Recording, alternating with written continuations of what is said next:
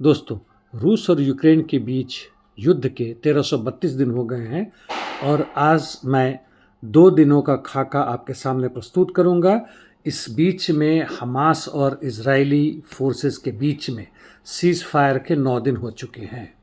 IDF लगातार हर जंग बंदी का उल्लंघन कर रहा है।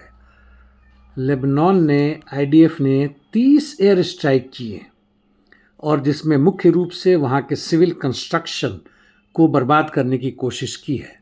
इस बीच में जो भी आदान प्रदान होना था युद्ध बंदियों का, मृत या जीवित, तकरीबन पूरा हो चुका है। हमास ने जो दबे कुचे हुए इजरायली हैं, जो खंडहरों के नीचे हैं, उसके लिए समय मांगी है, क्योंकि उनके पास ऐसे इक्विपमेंट नहीं है कि उन्हें वह अभी ढूंढ सके और निकाल सके। और यह सारी बर्बादी इजराइल के बमबारी के कारण ही हुआ है।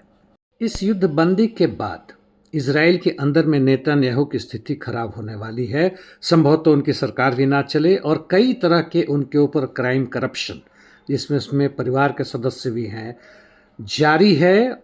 और अंदाज़ा लगा सकते हैं कि ट्रंप जब पहुंचे थे नेसेट यानी वहाँ के पार्लियामेंट में, तो उन्होंने वहाँ के राष्ट्रपति से कहा था कि इजराइल के प्रधानमंत्री यानी नेतन्याहू को माफ़ कर दो। पता नहीं वहाँ के राष्ट्रपति के हक में आता है कि नहीं।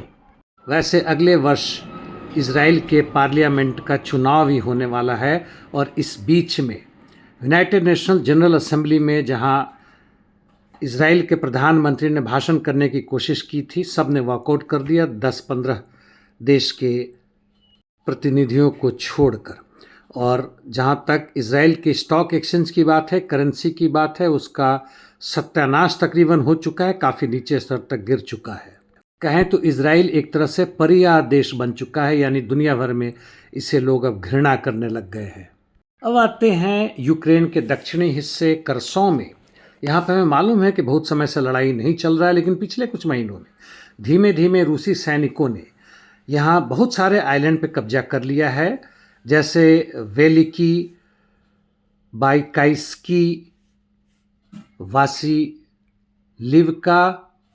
और नेस्त्रीहा।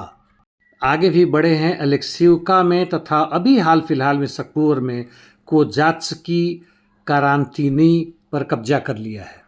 जापोरिजिया के क्षेत्र में हुलियाई पुल एरिया में रूसी सैनिकों ने तकरीबन पोल्तावका पर पूरी तरह कब्जा कर लिया है। सटे हुए क्षेत्र में यानी निप्रोपेट्रोवस्क की तरफ जाएं तो रूसी सैनिकों ने प्रिवोली पर कब्जा कर लिया है, तथा साथ साथ फिलिया पर कब्जा करने के बाद से उसके पूर्व में बढ़ रहे हैं वोवचा रिवर की तरफ। जहाँ तक वेलिको मिखाइलोवका क्षेत्र की बात है, यहाँ भी ये लोग ओलेक्सिवका पर कब्जा करके वर्बोफ के दक्षिण में से आगे बढ़े हैं तथा यानचूर नदी तक पहुँच चुके हैं। अब पूर्व यानी दोनेस्क राज्य में आते हैं तो पोक्रोवस क्षेत्र में रूसी सैनिक पिर्वोमाइस्की डिस्ट्रिक्ट में अंदर प्रवेश कर चुके हैं तथा शाख्तार्स्की क्षेत्र के आउटस्कर्ट्स पे पहुंच गए हैं। उन्होंने नोवोपावलिवका क्षेत्र पे भी कब्जा कर लिया है जो पश्चिम में है, तथा आगे बढ़े हैं कोटलिन और उडाकने क्षेत्र में।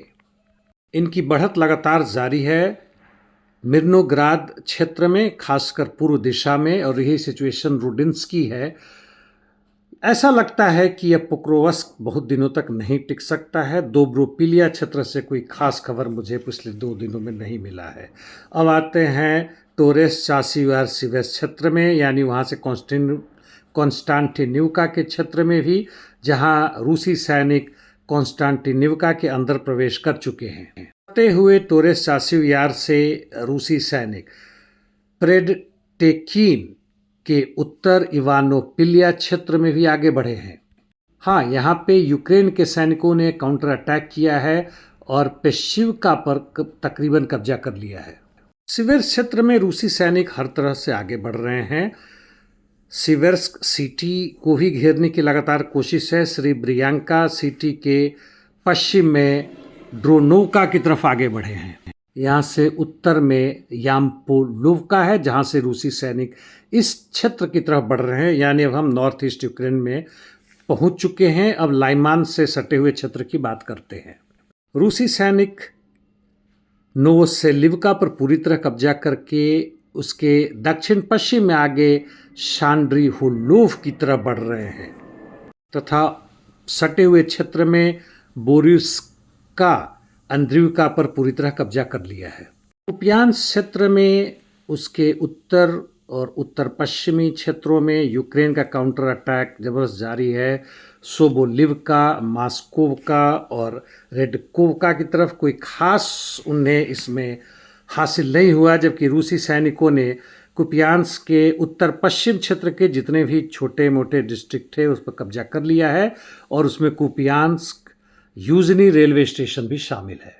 कुपियान्स्क सिटी पर रूसी सैनिकों का 35% कब्जा हो गया है, जबकि ऑस्किल रिवर के पूर्वी बैंक में पेशानोए पर कब्जा कर लिया है। यूक्रेन के उत्तर में वोल्चांस क्षेत्र में आते हैं। यहाँ पर रूसी सैनिकों ने टिखोए पर पूरी तरह कब्जा कर लिया है। यह वोवचा नदी के दक्षिणी बैंक में है, यानी उस तरफ है। और अब रूसी सैनिक वहाँ से दक्षिण पूर्व तथा दक्षिण पश्चिम की तरफ ही आगे बढ़ रहे हैं और यहाँ पे साइनेल निकोफ के आउटस्कर्ट से पहुँच गए हैं और अभी तक रूसी सैनिकों ने वोवचांस का 60% हिस्सा अपने कब्जे में ले लिया है। सूमी में कोई खास परिवर्तन नहीं है, दोनों तरफ से अटैक काउंटर अटैक जारी है। इस बीच में ट्रंप और पुतिन का टेलीफोन से बात हुआ जो तकरीबन 2.5 घंटे चला और जेलेंस्की ट्रंप से मिलने अमेरिका पहुंच गए हैं, वहां से भी उनकी बातचीत हुई और यह भी संभवतः होने वाला है कि हंगरी में पुतिन और ट्रंप की मुलाकात होगी। मुलाकात के बाद से जब जेलेंस्की से पूछा गया कि क्या लॉन्ग रेंज वेपन से टोमाहॉक मिलेगा, तो उन्होंने कहा कि अभी हम लोग पब्लिक में इस बारे में बातचीत नहीं करना चाहते हैं, क्योंकि ट्रंप को लग रहा है कि इससे युद्ध जो है सो यूक्रेन के क्षेत्र से बाहर भी फैल सकता है और वह खतरनाक है।